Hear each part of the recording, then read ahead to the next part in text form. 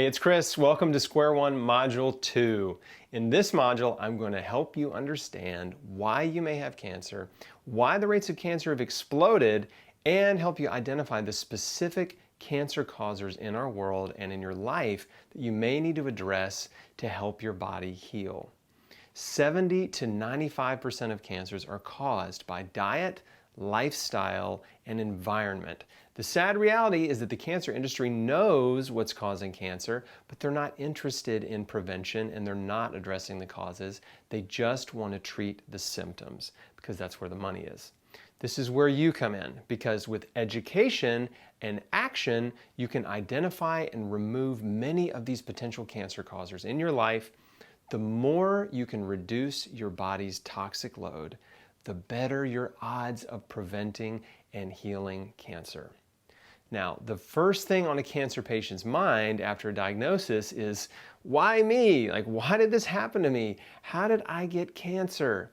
As I said in Module 1, cancer is the convergence of a multitude of health-destroying factors in your life that usually persist for a long period of time, usually many years, which is long enough to break you down and make you vulnerable to disease.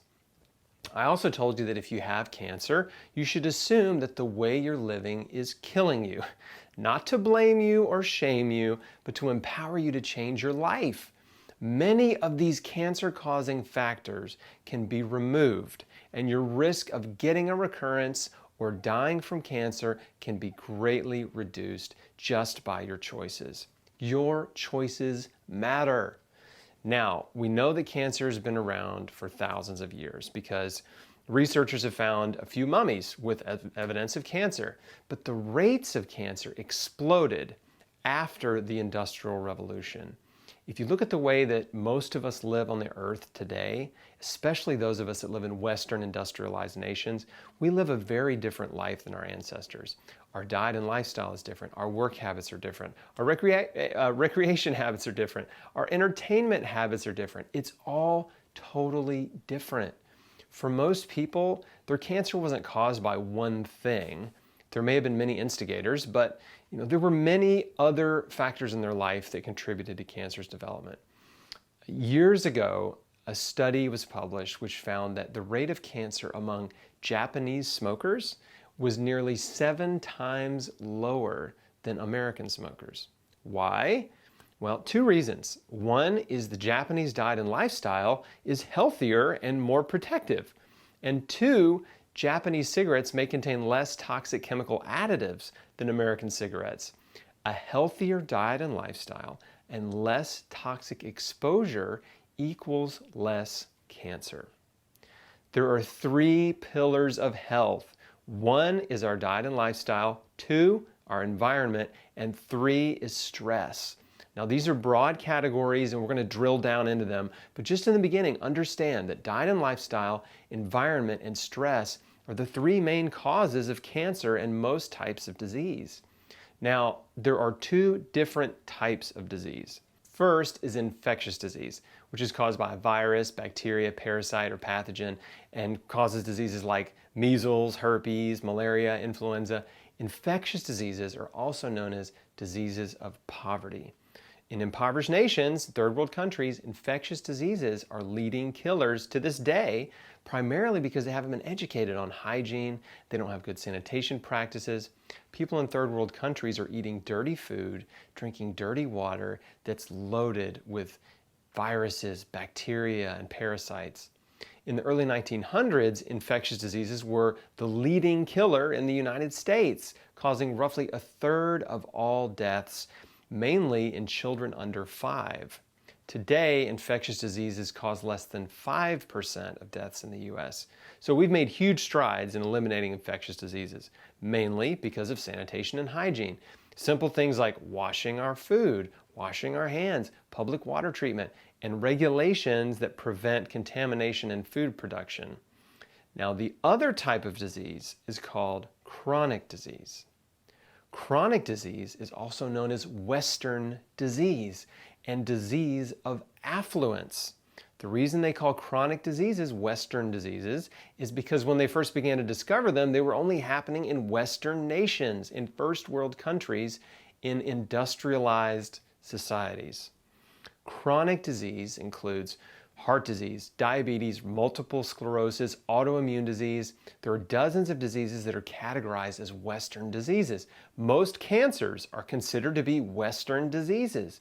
But according to the International Agency for Research on Cancer, 18 to 20% of cancers are linked to infections. This is from viruses like hepatitis B and C, HIV, Epstein-Barr, some lesser-known viruses like human T-cell lymphotrophic virus, Merkel cell polyomavirus, Kaposi sarcoma herpes virus, and bovine leukemia virus. Most of these viruses are spread by kissing, sexual contact, needle sharing, blood transfusions, organ transplants, and even sharing food or drinks or a toothbrush with someone who's infected. Some of them can be passed from mother to child during childbirth and through breastfeeding. If you've ever wondered what causes childhood cancer, here's one cause. ALL, the most common form of childhood leukemia, has recently been traced back to a specific virus called CMV, congenital cytomegalovirus, which is a form of herpes that can be passed from mother to child during childbirth. And children born with CMV are roughly 4 to 6 times more likely to develop ALL between the ages of 2 and 6. So it's estimated that about 80% of people carry the CMV virus.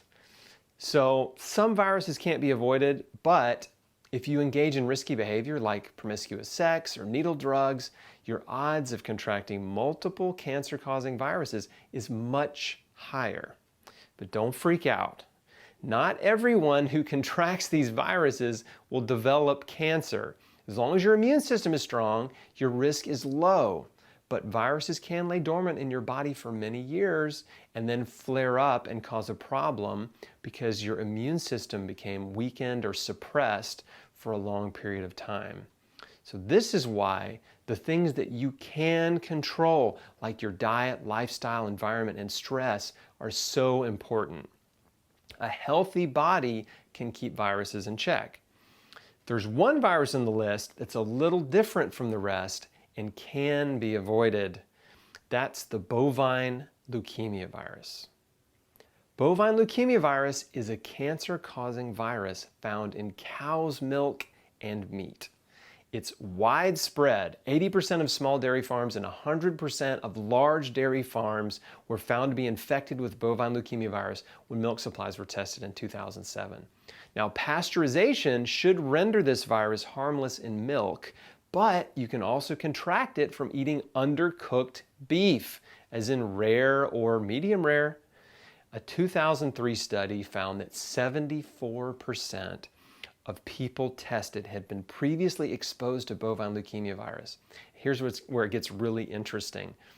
Researchers took breast tissue samples from women with breast cancer to test for bovine leukemia virus. And according to their findings, the presence of bovine leukemia virus DNA in breast cancer tissue was strongly associated with breast cancer.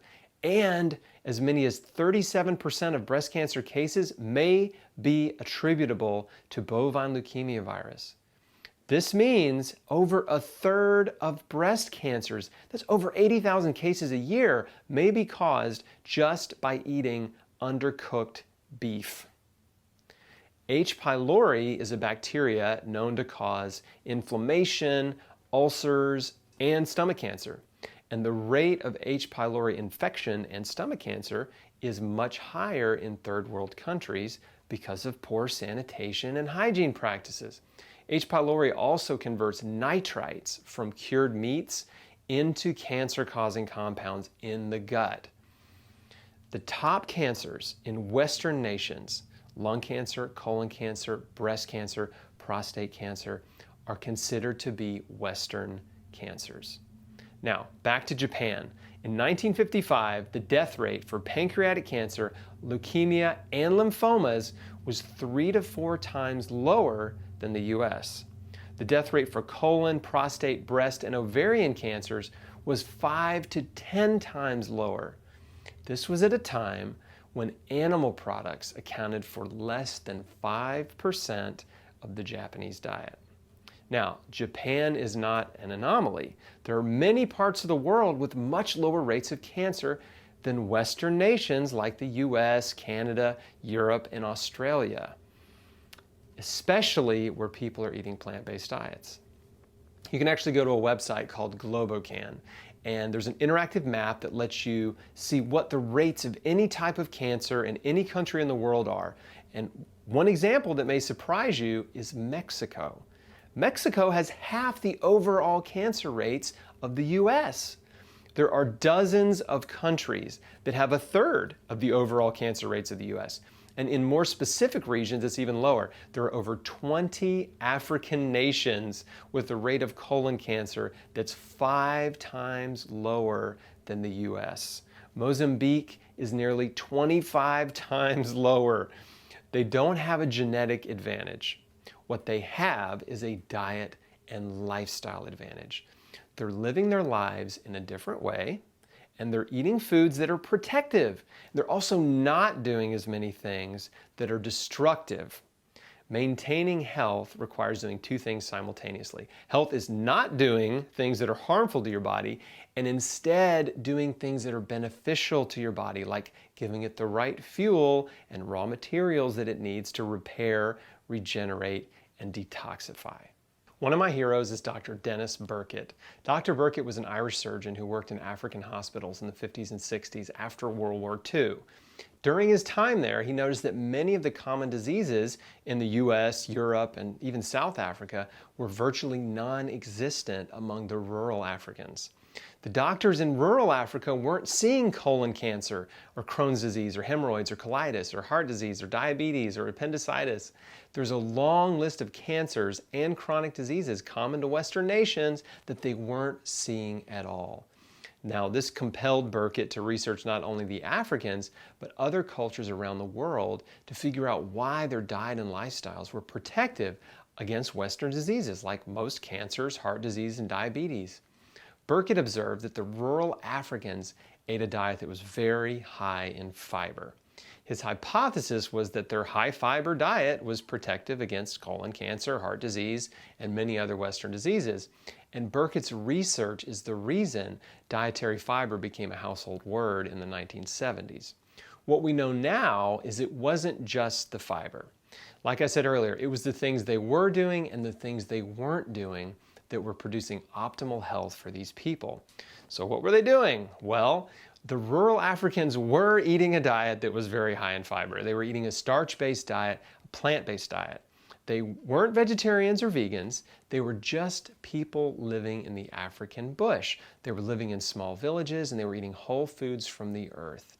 They were living off starchy vegetables. Beans, peas, lentils, corn, rice, potatoes, grains like millet, spelt, teff, wheat, and fruit when it was in season. They were eating root vegetables like carrots, beets, and turnips. They were eating cabbage and green leafy vegetables like collard greens and mustard greens.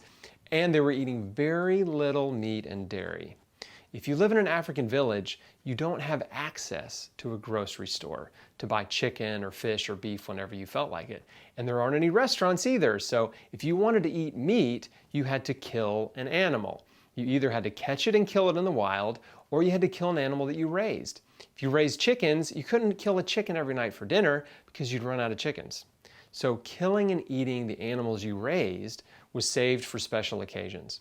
If you're killing a large animal like a cow or a pig, it means the whole village is having a feast. And killing animals in the wild is not that easy. You definitely aren't doing that every day. So eating animals was sparse. They might eat animals anywhere from a few times a week to a few times a month to a few times a year, depending on the region. These people thrived on starchy vegetables, simple, whole foods from the earth. They were also not eating white sugar, white flour, table salt, and oils. They were not eating anything in a package or a box. There was no fast food or junk food, no processed food. They were eating giant piles of beans and sweet potatoes. They were living on carbohydrates, high starch, high fiber, high carb, tons of plant food and very little animal food, and zero man-made processed food.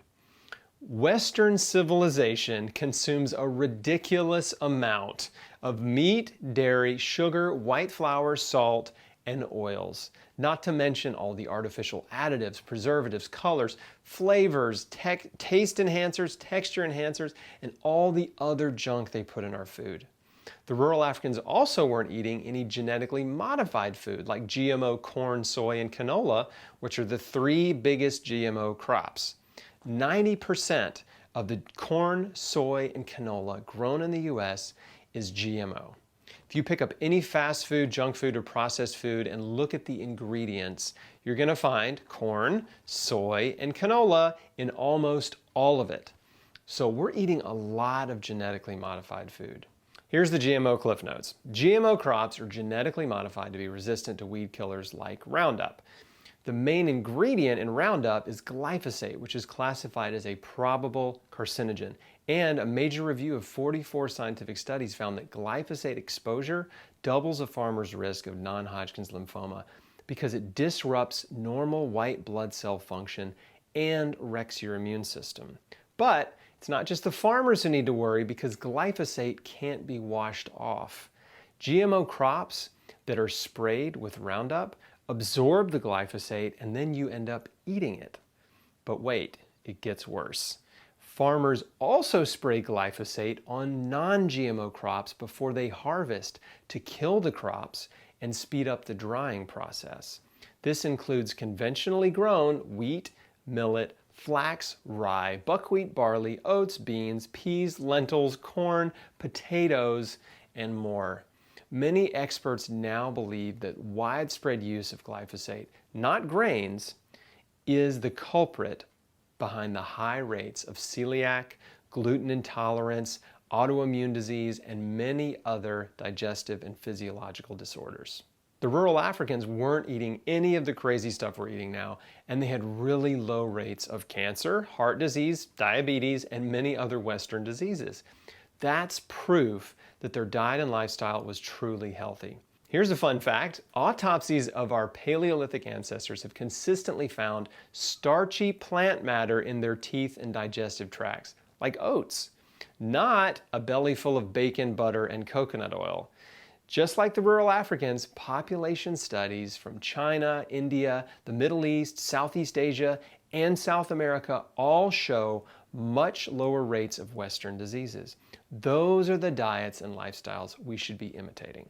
Principle number one is we have to get back to a simple diet of whole foods from the earth that God made for us. We live and eat like kings. It's interesting, if you look at the lifespans of the kings of Europe, many of these kings had very short lifespans. Rich people got rich people diseases. Wealthy people got gout, heart disease, and cancer because of their diets. Our wealthy ancestors and kings were also often obese. Back then, obesity was a sign of wealth, and at one point in history, obese women were considered the most beautiful because it was a sign of their socioeconomic status. Today, we're eating nearly the same diet as the wealthy kings hundreds of years ago. Instead of eating a pauper's diet, we're eating a king's diet. Kings eat whatever they want, whenever they want. Kings can afford to eat 3 or more times per day, and they can eat expensive delicacies like meat and cheese at every meal. They can have desserts rich in fat, sugar, butter, cream, and oils. They can eat the finest, richest foods every day at every meal. They have access to all the wine, beer, and spirits they want. That sounds exactly like the Western diet, doesn't it? We're eating all the food we want, tons of meat, dairy, sugar, salt, and oils.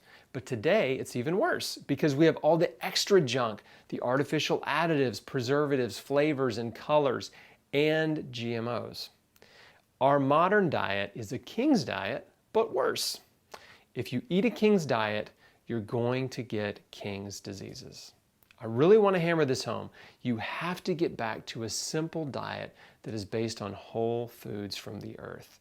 You don't have to become a vegan or a vegetarian or take on some type of dietary identity or religion. You just have to start making good choices.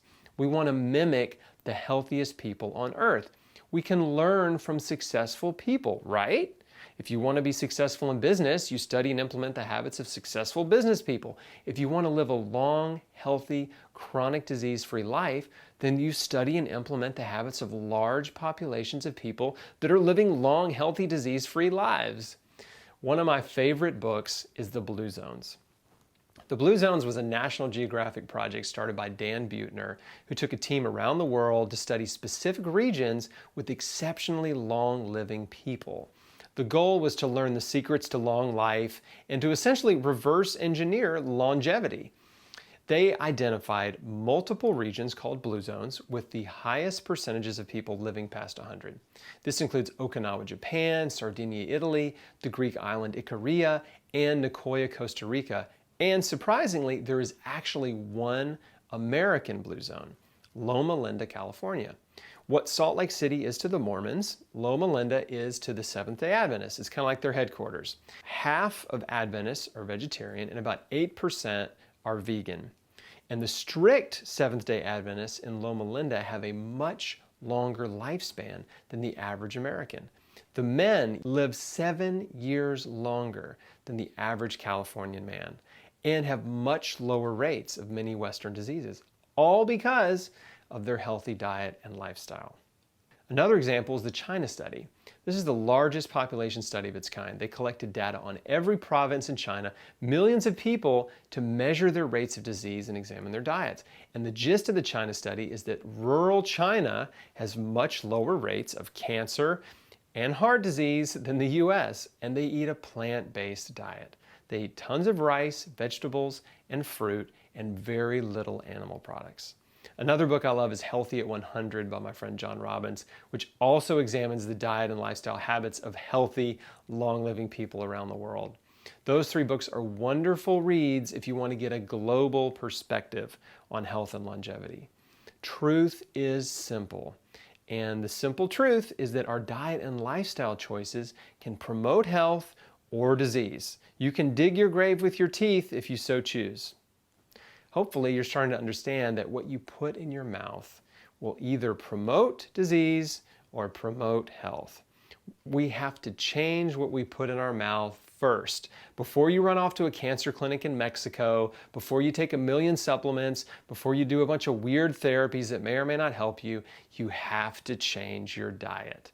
Nutrition is the foundation of health. Circling back to Dr. Burkitt, after Burkitt observed that the rural Africans ate a high-fiber, high-starch, plant-based diet, he was curious about their bowel movements. He wanted to know how many times a day they pooped, how big their poops were, the consistency, and he wanted to know how quickly food moved through their bodies.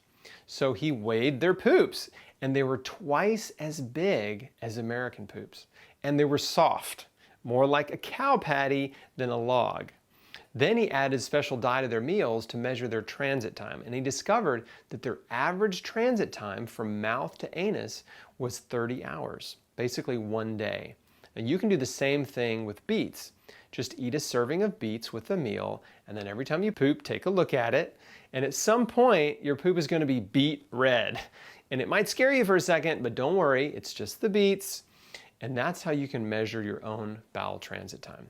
So Burkitt discovered that the average transit time for the rural Africans was 30 hours. He conducted the same test on Europeans and Americans, and their average transit time was 72 hours. It was taking nearly 2.5 times longer for food to make its way through their bodies. Why? Because Americans and Europeans were eating so much more meat, dairy, and refined processed food. A high-starch, high-fiber diet is easily digested and it moves through your body quickly. Meat, dairy, and white flour are slow movers and cause constipation. Even if you poop every day, you still may have a long transit time. You may think you're regular because you're going every day, but what you're pooping today may be what you ate 3 days ago. That's not good. Do the beet test and find out how quickly food is moving through your body. Now, there's an easy remedy to constipation, and that's to switch to a whole foods plant-based diet. Lots of fruits and vegetables, which are naturally high in fiber and starch. You don't need to take a fiber supplement, just eat lots of fruits and vegetables every day. By the way, Burkitt also did the same study on nursing home patients, and he found that their average transit time was about 2 weeks. 2 weeks! Can you imagine? Now, why is this so important? Like, why does transit time matter? Here's why. Your liver is one of your body's main detoxification organs. Your liver dumps metabolic waste into your digestive tract.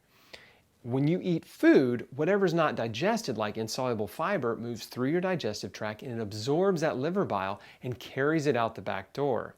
Now, a high fiber, high starch diet does a really good job of absorbing those toxins that are secreted by your liver and carrying them out quickly. If you get a diet that's high in meat and dairy, it moves through very slowly, and the meat and dairy and whatever else you ate mix with the liver bile and it all putrefies and it creates toxic byproducts. Some of them are called fecal mutagens. What's grosser than gross? Fecal mutagens. These toxic byproducts irritate and inflame the lining of your digestive tract, especially your colon. They cause irritation and precancerous inflammation. And some of these toxins are reabsorbed into your bloodstream, so you end up in a vicious cycle of auto-intoxication. Your body's constantly reabsorbing some of the toxins that it's trying to eliminate because your bowels are moving too slow. If you feel like crap all the time, it may be because you're actually reabsorbing some of your crap. The abundance of vitamins, minerals, enzymes, and phytonutrients in food, especially fruits and vegetables, is an obvious benefit to a plant-based diet. The second benefit is the fiber and starch, which moves through your body quickly and helps you eliminate toxic metabolic waste before it can putrefy, cause inflammation, and get reabsorbed into your bloodstream. The principles of a healthy diet are simple, and we'll talk about specific foods you should be eating every day in the next 2 modules. But generally speaking, you just need to eat a lot of fruits and vegetables, raw and cooked, and you need to minimize or eliminate animal products and all processed food. As the legend Jack LaLanne said, if man made it, don't eat it. Another problem we have is too much food. If you're watching this, you probably live in a Western nation with an unlimited food supply. With the exception of the homeless, even the poorest Americans rarely go a day without eating. So we have an unlimited supply of food, and our calorie consumption has increased significantly over time. According to the USDA, in 1909, the average American ate 3,400 calories per day, which, by the way, is still 1,000 to 1,500 calories more than most people need to eat. Today, the average American eats roughly 4,000 calories a day. It's 400 calories more per day than we were eating 100 years ago. This is why 2/3 of Americans are now overweight and 1/3 of Americans are now obese, because we're eating way too much. So now let's talk about body fat.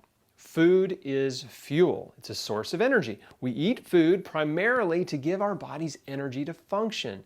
To understand why we're fat just takes a basic understanding of supply and demand economics. Your body has a certain requirement of calories per day, depending on your activity level. Calories are a measurement of energy that you get from food. If you consume more energy from food, more fuel, more calories per day than your body needs, it will store that energy for later as fat, which is a good thing. Before restaurants and supermarkets were on every corner, our ancestors would go through periods of food scarcity. They were growing their own food, raising livestock, and hunting. And guess what? A lot of food doesn't grow in the winter. And animals migrate or hibernate, so there was a lot less food available. If they ate a lot of food in the spring, summer, and fall when it was abundant, they might put on some weight. Then that extra body fat would be burned off in the winter when food was scarce. It would keep them alive. We don't have famines in the US, and we don't have food scarcity in the winter. We have an unlimited food supply, and we're overeating year-round. And most of us are gaining a little bit of weight, a few pounds a year or more, year after year after year. And there's a snowball effect. The heavier you get, the quicker you gain even more weight. This is why so many of us are overweight and obese. Obesity is the second leading cause of cancer. Cigarette smoking is the #1 cause of cancer. Obesity is #2. When you're carrying a lot of extra fat on your body, it's a huge burden to your system. Body fat produces a lot of excess hormones, which can promote inflammation and fuel cancer growth. An obese body is overworked and overwhelmed, which leads to the breakdown in optimal functions of various systems in your body, which leads to chronic diseases like high blood pressure, heart disease, kidney disease, diabetes, etc. Obesity weakens your body, and that creates an environment that's hospitable to cancer growth. Now, being overweight has never been a problem for me, but I did smoke cigarettes as a teenager and young adult. And cigarettes are the #1 cause of cancer, and not just lung cancer. There are many cancers that are related to cigarette smoking. Because when you smoke a cigarette, carcinogenic compounds go from your lungs into your bloodstream and circulate throughout your entire body. Colon cancer can be caused by cigarettes. For all I know, smoking cigarettes could have instigated cancerous cells in my colon. Then my unhealthy diet and lifestyle choices create an environment where that cancer could grow. If you smoke now is the time to stop, like today. Don't put it off. Don't switch to e-cigarettes. It's going to be a tough couple weeks of nicotine withdrawal, cravings, and detox, but there are way worse things. You're a grown-up. You can handle it. If you're not willing to quit smoking or chewing tobacco or drinking or using drugs, there's no point in doing anything else because those destructive lifestyle behaviors will sabotage your success. Now, if you're curious about some of the other changes in the American diet in the last 100 years, here they are. Our overall carbohydrate intake has actually come down about 4%, but the type of carbohydrates has changed dramatically. In the early 1900s, most of our carbohydrates were from whole foods like grains, beans, and potatoes. Today, our carbohydrates are from processed foods, white sugar, white flour, corn syrup, chips and fries, and sugary drinks. We've replaced whole foods with processed refined foods. And as a result, our fiber consumption has come down about 10%, but we still weren't getting nearly enough fiber in 1909. The rural Africans are getting about 3 times as much fiber as we did 100 years ago. They're getting 75 grams or more per day. We're also eating about 20% more animal protein than we were in 1909. It's unnecessary. We're eating 60% more fat than we were in 1909, primarily from oils. Polyunsaturated fat consumption is up 340%, which is found in corn, soybean, and sunflower oil, and fatty fish. Monounsaturated fats are up 70%, which includes olive oil, peanut, safflower, and sesame oils, and about 20% more saturated fat, mainly from butter and lard in animal foods. And we're eating about 10% more cholesterol.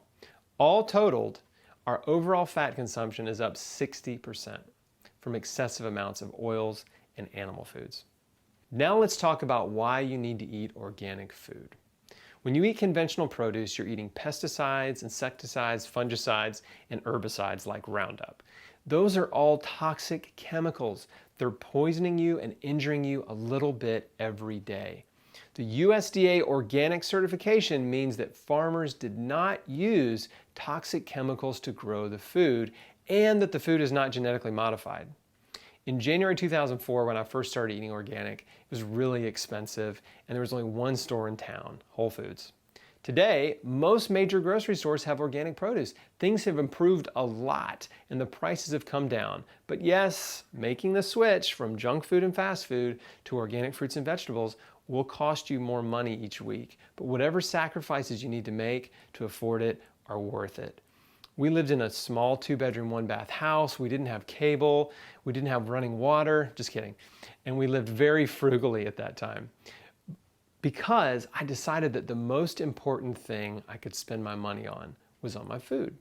That was priority #1, buying the healthiest food possible.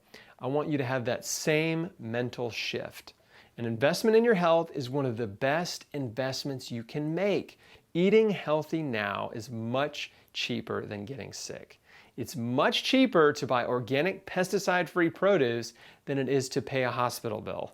My colon cancer surgery was $17,000. Okay, now let's talk about water.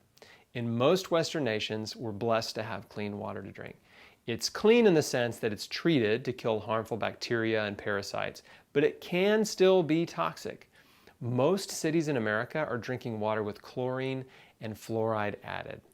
Those are two very toxic chemicals that can promote cancer in the body. The chlorine that they put in your drinking water is sodium hypochlorite. That's bleach. They put bleach in our drinking water. Now, this isn't some sinister plot to make you sick. They put the bleach in there to kill bacteria, which is a good thing. The problem is then you drink the bleach, which is a bad thing.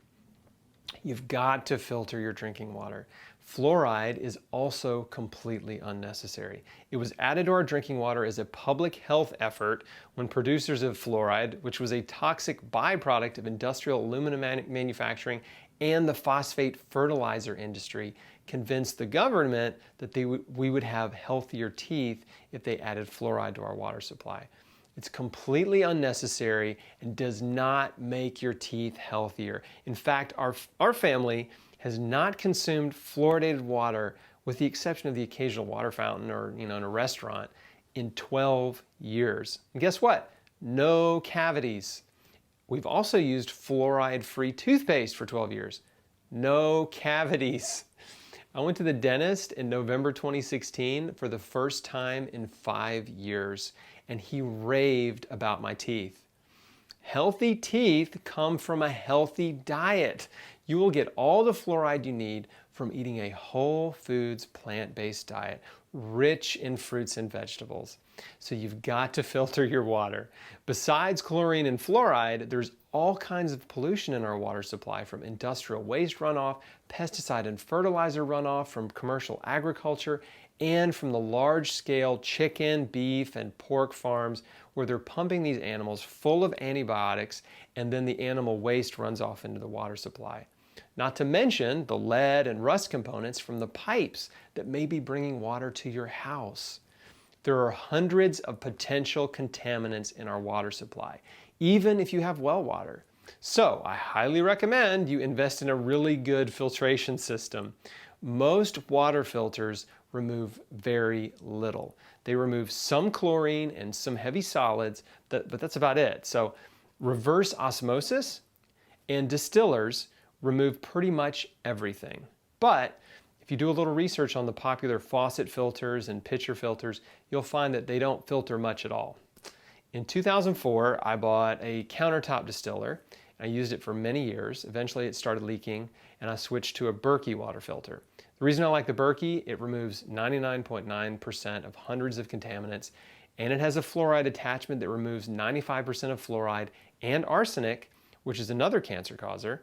Plus, the Berkey's portable, doesn't require any water pressure or electricity, and the two main filters will purify 6,000 gallons of water, which means if you consume 10 gallons of water per week, they will last you about 11 years. I made a video called 5 Reasons Why I Love My Berkey Water Filter. You can watch it at chrisbeatcancer.com/Berkey. Okay, we've covered diet. Now let's talk about our lifestyle. We're living a very different lifestyle than the healthiest, longest living cultures around the world. Number one is being sedentary. We just don't move our bodies enough. Sitting is the new smoking, because people who are seated for 8 hours a day or more are prone to health problems. When you're in motion, you're increasing circulation and burning calories. Activity promotes health. Movement is life. When you don't move, you promote disease.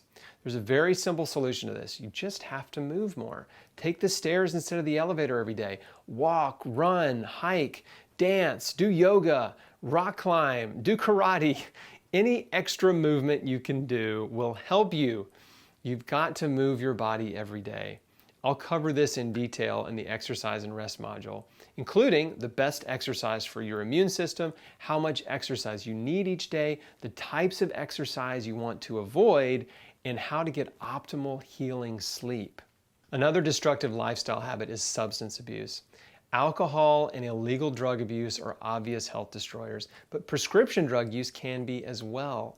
We have an epidemic right now of prescription drug use and addiction. All prescription drugs have side effects. For starters, they're all hard on your liver, which is your body's main detoxification organ. Once your liver goes down, you're dead. Many of the most common prescription drugs, like blood pressure and cholesterol lowering drugs and drugs for mood disorders, have significant long-term effects in the body. Drug companies are one of the biggest advertisers on TV.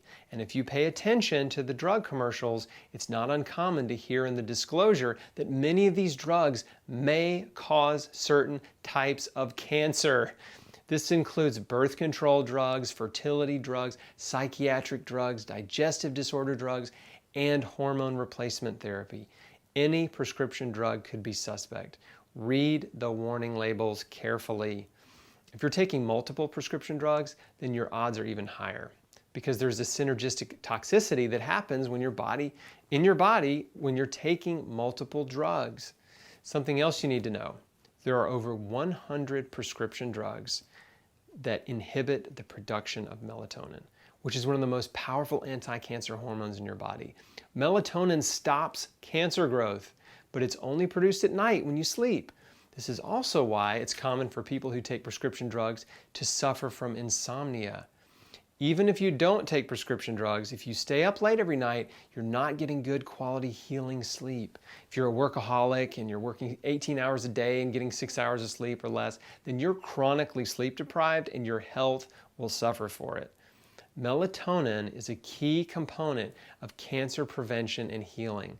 Now, I realize getting off prescription drugs can be tricky, and quitting cold turkey can even be life-threatening depending on the drug and your medical condition.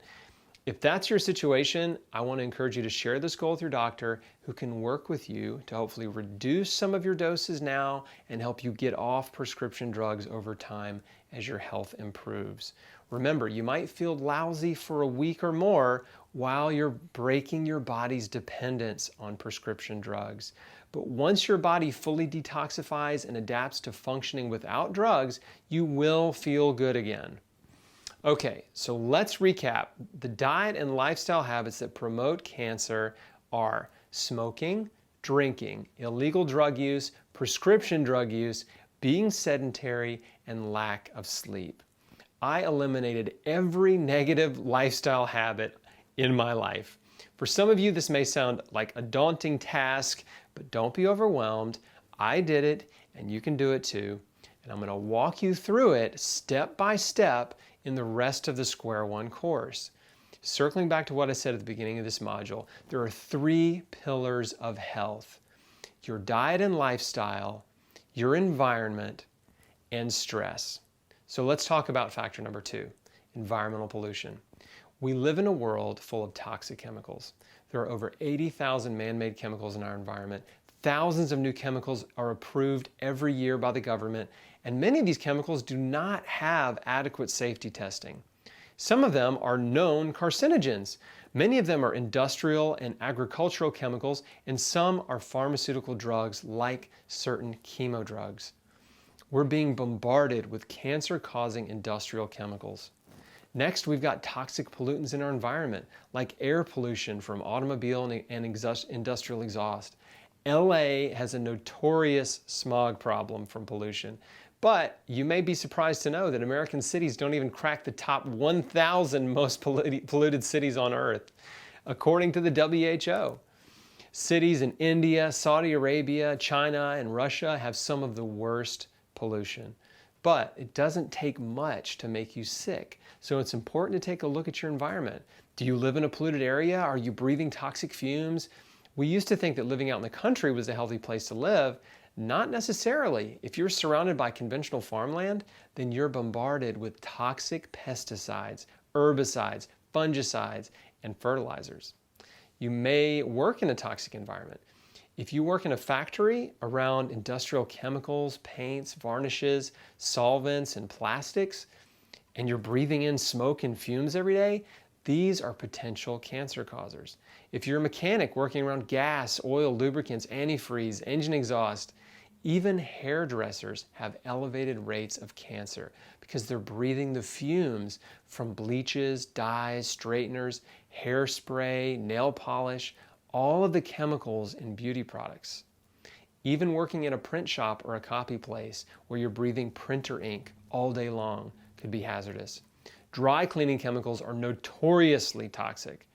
I just found out a few months ago that the groundwater under the house I lived in when I had cancer has been polluted for years by chemicals from a former dry cleaner around the corner. It's important to take a hard look at any toxic chemicals you may be exposed to at work or at home. Incense, candles, and air fresheners may smell nice, but they also put out toxic smoke and chemical fumes. Get rid of them. Diffusing essential oils is a much safer alternative. While you're at it, it's a good idea to replace any toxic chemical cleaning products with natural, non-toxic ones. Laundry detergent, dish soap, spray cleaners, Dr. Bronner's, Earth Friendly, and EcoVert are a few top-rated green cleaning products that I like. Also, check your house for toxic mold and radon. Toxic mold can make you very sick and vulnerable to cancer, and radon gas is the second leading cause of lung cancer besides smoking, causing about 10% of lung cancer deaths in non-smokers. Mold and radon test kits are inexpensive, and you can buy them on Amazon and at many hardware stores. Finally, in addition to the toxic chemicals that you may be putting in your body, there's also the chemicals you're putting on your body. Your skin eats what you put on it. If you're putting body care products on your skin, lotions, potions, creams, makeup, toners, your body is absorbing that stuff into your bloodstream. The ingredients in personal care products are largely unregulated and can contain known cancer causers like formaldehyde and endocrine disrupting chemicals like phthalates and parabens. There's no way to test the long-term safety of putting all of these chemicals, soaps, lotions, shampoo, conditioners, moisturizers, perfumes, and deodorants on your skin and into your bloodstream every day for decades. This is a concern for everyone, but more so for women because they use a lot more body care products than men.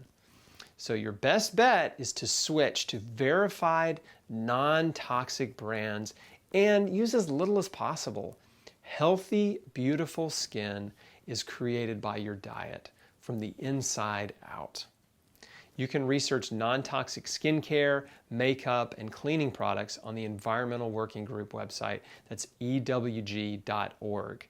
They have a searchable database with thousands of products. It's a great way to find clean, non-toxic home and body care products.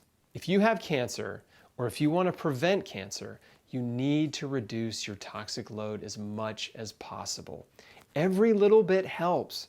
Like I said in the beginning of this talk, cancer is the convergence of multiple health-destroying factors in your life and in your body. If you imagine the effect of all these pollutants coming into your body every day, well, the more you can eliminate, the better. The harder your body has to work at detoxification, the less energy and capacity it has to prevent or heal cancer. If you're constantly overeating, putting tons of toxins in and on your body, and breathing toxic fumes, your body is working overtime every day to process all the junk that's coming in. And just like a factory, if everybody's working overtime with no breaks, then problems are going to arise, but everyone's too distracted to notice. And that's how cancer goes undetected in the body. 70 to 95% of cancers are caused by diet, lifestyle, and environmental factors. The sad reality is the cancer industry knows what's causing cancer, but they're not interested in prevention and they're not addressing the causes. They just want to treat the symptoms because that's where the money is. The more you can reduce your body's toxic load, the better your odds of preventing and healing cancer. Now, some things you can change quickly, like exercising every day, switching to an organic diet, getting rid of all the toxic stuff in your home, like the body care products and chemical cleaning products, air fresheners, candles, incense. But other changes take time, like getting off prescription drugs, or changing jobs, or moving. Remember, this is a process. The goal is not perfection. The goal is continual improvement. All the small changes you make will add up to a big change over time. So don't let the changes you need to make overwhelm you and stress you out. Just make a to-do list and get after it. The 3 pillars of health are diet and lifestyle, environment, and stress. Stress is so important that I dedicated an entire module to it. In Module 7, I'll show you how to identify and eliminate the harmful, health-destroying stress in your life. Stress is the X factor in cancer. It's the one thing that can outweigh everything else you do. Don't skip Module 7. For some of you, it will be one of the most important modules in the entire course. Now, the next 2 modules are all about the anti-cancer diet. I'll show you exactly what I ate every day to help my body heal cancer, along with the nutritional science that supports it all. This is a simple, powerful, proven dietary protocol featuring the most potent anti-cancer fruits, veggies, herbs, and spices. My simple daily anti-cancer routine, juicing and smoothies, raw food versus cooked food, whether or not you should eat animal protein, and more. Don't miss the anti-cancer diet modules. Thanks for watching. I'll see you on the next one. Hi, I'm Joanne. In mid-August 2017, I had a mole removed off my left forearm. The biopsy came back melanoma, no margins, which is not a good thing. It means that when they remove the mole, there's still cancer in your arm. I set up an appointment to see an oncologist, but the timing really wasn't good. I don't know if it's ever good for cancer, but I was just getting ready to turn 70 and we were going overseas on a trip to Israel. So I could only make a couple of adjustments initially, and that was the appointment with the oncologist, and I went vegetarian and added a couple of supplements to my protocol that strengthen the body and fight cancer. I also called my friends and family and my church and asked them all to pray. Pray for healing and for direction. And I needed a lot of direction. I knew that if I ever got cancer, I would not submit to normal cancer treatment, that I would address it naturally. And I didn't have a clue how to do that. I never had cancer, and I needed direction. So we went on our trip, came back, and the first thing that I came across was Chris Barks' Facebook page, Chris Beat Cancer, and he was getting ready to launch his video series. So my husband and I, we purchased it, we watched it together, and that was encouraging to see all these people who had had cancer and now don't because of natural interventions that they had done. And there were various different things. So there was a lot to think about. I bought a juicer, went vegan, went from vegetarian to vegan, stopped eating gluten and sugar. I didn't eat a lot of sugar, but stopped eating any, and juiced every day. Behind me, you can see what I juice. I'm still juicing, and it's been almost 2 years. I've visited 3 oncologists hoping somebody would track me as I was on this journey to health. But it became very clear that they couldn't or wouldn't track me. I was told that I would die, that if I didn't submit to surgery, and it would be a large surgery on my left forearm, they would need to do a skin graft, possible lymph node removal, and radiation. And I knew I didn't want to do any of those things. I didn't want the doctor to take out the cancer and say I was cancer-free without addressing the cause of the cancer. I didn't want to get cancer again. I didn't want it to come back. I didn't want it to come back in different areas or different type of cancer. But I really didn't know what to do step by step. That's why Chris Wark's video series and book and diet, Square One Diet, were so vital for me. It gave me direction. It was definitely an answer to prayer. And I was praying a lot. A cancer diagnosis puts fear in you. And this is not a healthy or good thing. So after every appointment with an oncologist, I was filled with fear, and I had to pray. I'd pray a lot for a couple of days to get past that and trust the Lord again. He has given us mechanisms in our bodies that are self-healing. when we give our bodies what they need, and I knew that. I knew I had to make changes. I didn't know what they were. Chris was a great starting point. I began to see changes slowly. One of the first things is you turn a little orange when you do a lot of carrots and beets, and I did. This was an indication my body was getting maximum nutrition. So even though it's not normal to have this shade of color, it is a healthy color. Much preferred over the gray, the death gray you see on a lot of chemo patients. So it meant I was getting healthy. I saw my hair. My hair started to fill in. At 70, I'm getting new hair instead of losing it. This is a blessing. My nails were getting stronger. I have more energy than I had before. So I could see that God was answering my prayer with people and knowledge and information. I kept up with the vegan diet and the juicing, and one of the last changes that I saw was actually on my arm. When the mole was removed, inadvertently a small piece was left. Once the healing had happened around the mole removal, you could see a piece of the mole. It was a dark gray spot, which totally freaked out the oncologist. You're going to die. You can see the melanoma, even though they knew it was there because there were no margins. Seeing it somehow is more frightening. I didn't see it as a problem. I saw that little piece of mole as a blessing. At that point, I realized I wasn't going to be tracked by an oncologist, and I really didn't have a clue on if I knew what I was doing was being effective. I knew that little raised mole area was a window. I could see what was happening inside.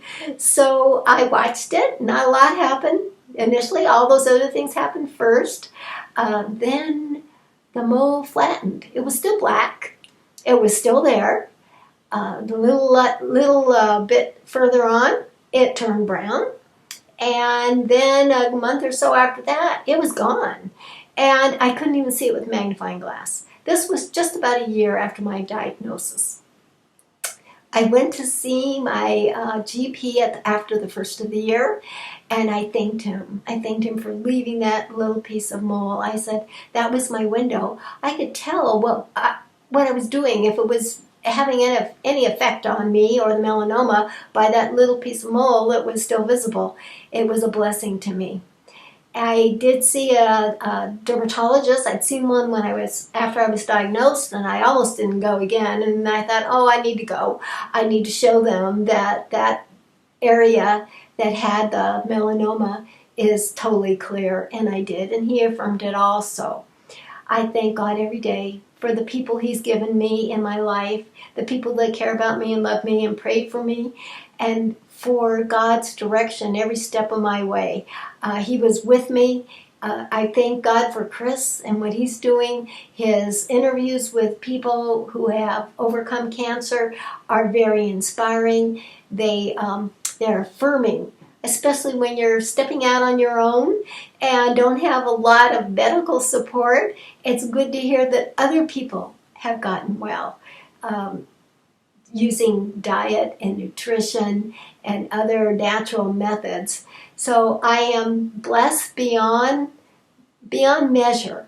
And thank you very much, Chris, for what you do. Hey, it's Chris again. Thank you so much for watching Square One. My goal is to give you hope, clarity, and confidence, and to help you understand that your choices matter and that you have the power to affect your future. Square One is a simple step-by-step action plan to help you increase your odds of survival and healing, or decrease your odds of ever getting cancer in the first place.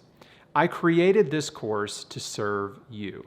That's why I'm putting all 10 videos online for free for 10 days. Square One is different than other programs because people aren't just watching it one time. They're going through it over and over and over again. This information is valuable, and there's a lot to implement, right? Owning Square One gives you the freedom to go through it multiple times at your own pace and incorporate these principles into your life. And it gives you the freedom to share it with the people that you care about. There's a lot more to the Square One program than just the video modules. We have an amazing support community, and I'd like to take a minute to talk about everything you get if you purchase the program and join our community. Is that okay? All right, so you get all 10 video modules, the equivalent of 10 hours of one-on-one coaching with me that you can access anytime online or on DVD. You also get the Square One transcripts book. Everything that's covered in the videos is in the transcripts book. It has a references section and a comprehensive A to Z index in the back that you can use to quickly look up any topic that I cover in the course, like turmeric, frankincense, broccoli, or breast cancer. You get the idea, right? You also get the Square One guidebook. The guidebook includes the daily schedule, which gives you a simple healing routine to follow. The guidebook also contains the Square One recipe guide, the supplement guide, and the healthy home guide, which will help you replace all of the toxic cleaning products and personal care products with non-toxic brands. The guidebook also includes the testing and monitoring guide and my cancer clinic Rolodex. This is a list of practitioners and clinics that I have confidence in.